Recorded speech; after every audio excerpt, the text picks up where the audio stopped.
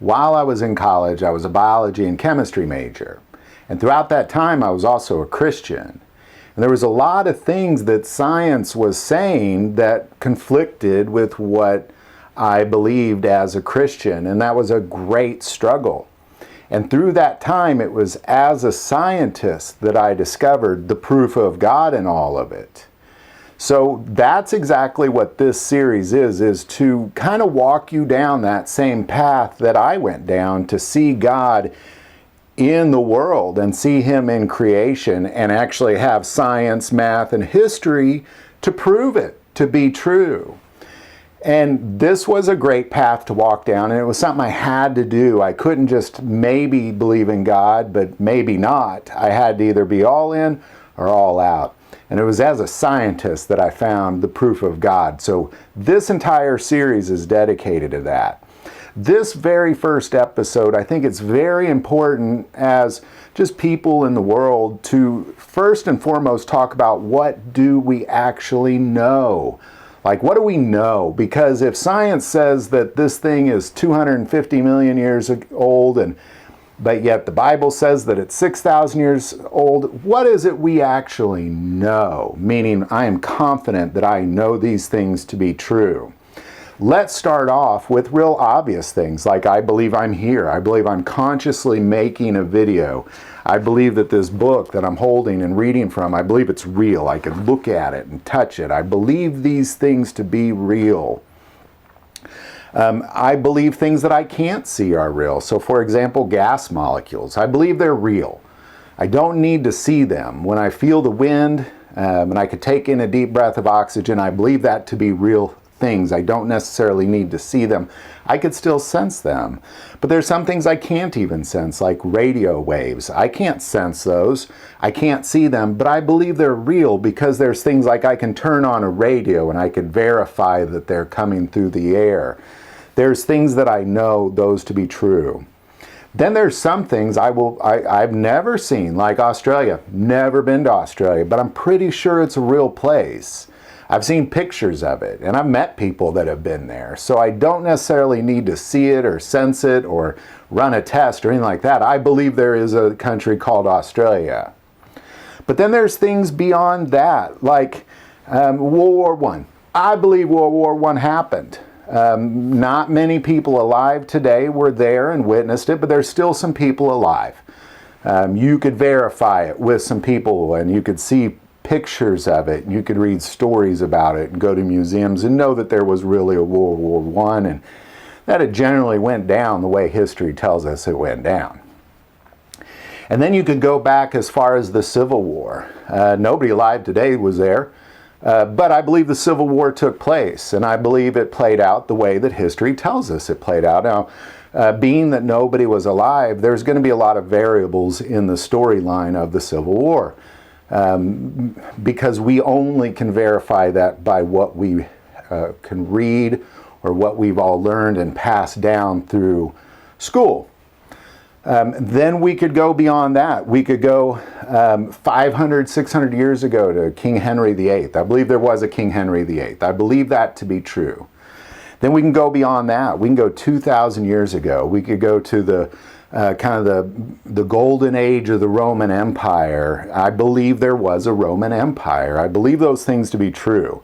There's structures that we can see. There's all sorts of writings. And again, there's been things that have been passed down through school. But you could even go beyond that. We could go all the way to like 350 BC. So now we're talking 2,300 years ago to Alexander the Great.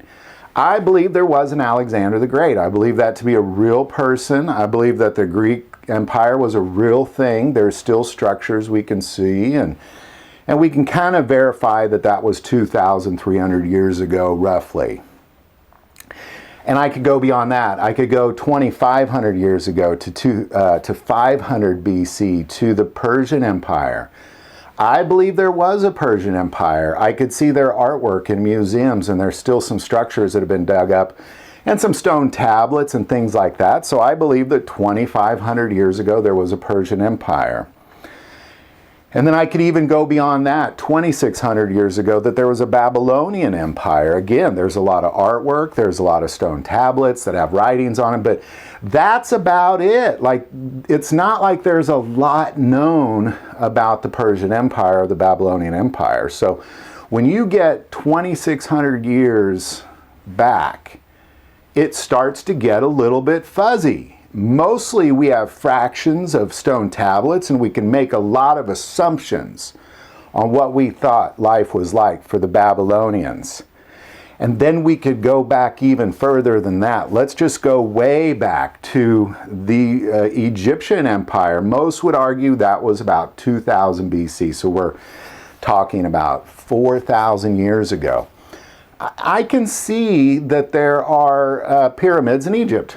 I believe that somebody built those, and if you want to say that it's 4,000 years ago, I think that might be accurate. I think it's pretty easy to kind of follow the path of the Egyptian Empire into Persia and Babylonia, so you can kind of follow that timeline. And I truly believe that around 4,000 years ago there was an Egyptian empire, but there is very, very little known about that. Again, you mostly have stone structures, you have some fractures of some tablets, you have some artwork, some things that archaeologists have dug up. And then beyond that, you really don't have a lot of anything that we can say we know. And that's why it's so important that we start with what is it we know. Well, 4,000 years ago, we can kind of say in the last 4,000 years, here's kind of what's happened. Beyond that, we don't know. And that's really was the piece that I had to come to grips with. So when the book of Job, the oldest book in the Bible, was written roughly around 2000 BC, around 4,000 years ago. And Job talked about some things that we are just now discovering. It's one of the oldest complete texts on the planet. It might be the oldest complete text on the planet, and there's some things that Job tells us about the world, but beyond 4,000 years ago, let's just say maybe we knew what it was like around 4,500 years ago, but you're not going past 5,000 years ago. You can't say that you know for sure anything beyond 5,000 years ago. But oftentimes we will say things like, 250 million years ago. That's harder to believe than believing in God. And as a scientist, once I realized that I don't really know anything beyond 4,000 years ago, nor does anybody on the planet.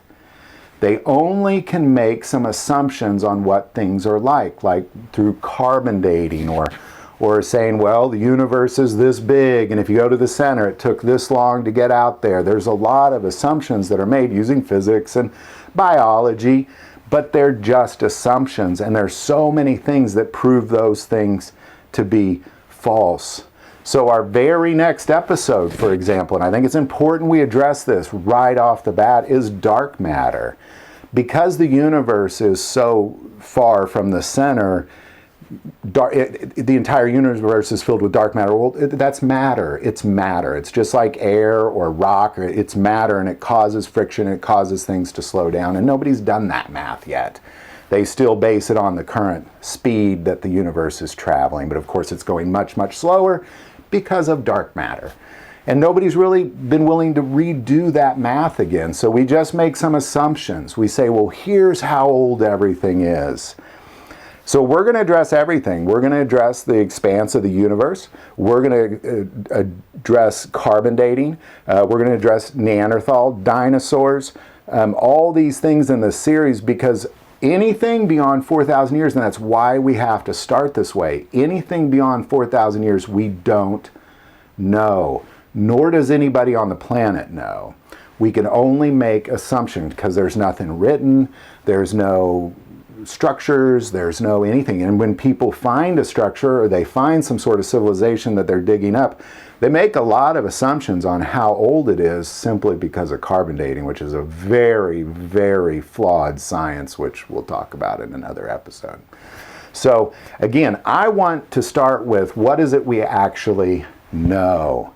Because anything beyond that, you can't say you know. And when people throw out numbers like 250 million years ago, it kind of makes you go, well, whoa, we don't even know what it was like 4,500 years ago, let alone 250 million years, or when you get into billions, that's just, you get into some crazy talk at that point. So anyhow, hope this video helps. This is episode 1. It's very important we stick with what do we know, because now it kind of allows you to open up your mind. It's very important you be able to kind of say, okay, let's just say 4,500 years ago, beyond that, we just don't know.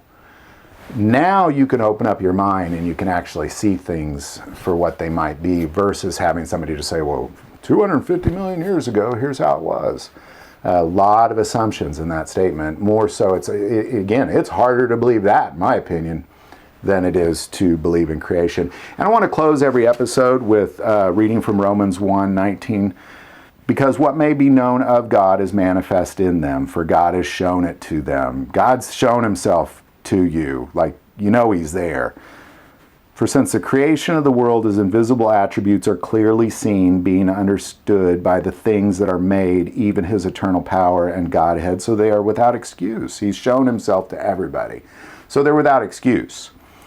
21, because although they knew God, they did not glorify him as God, nor were thankful, but became futile in their thoughts, and their foolish hearts were darkened. Professing to be wise, they became fools, and changed the glory of the incorruptible God into an image made like corruptible man and birds and four-footed beasts and creeping things.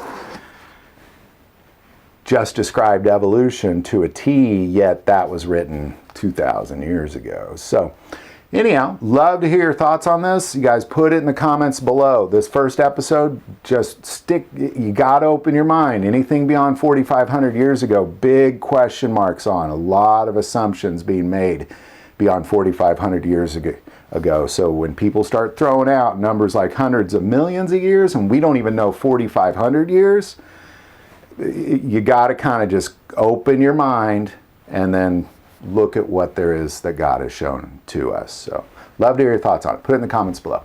If you like this video, click like and subscribe. This video will be on every Friday. We're going to do the proof of God every Friday. So stay tuned. The most important part of this channel is we take prayer requests, so never hesitate to send that in. Thank you for watching this episode of God, Family, and Guns, and as always, love God, love your family, and love guns.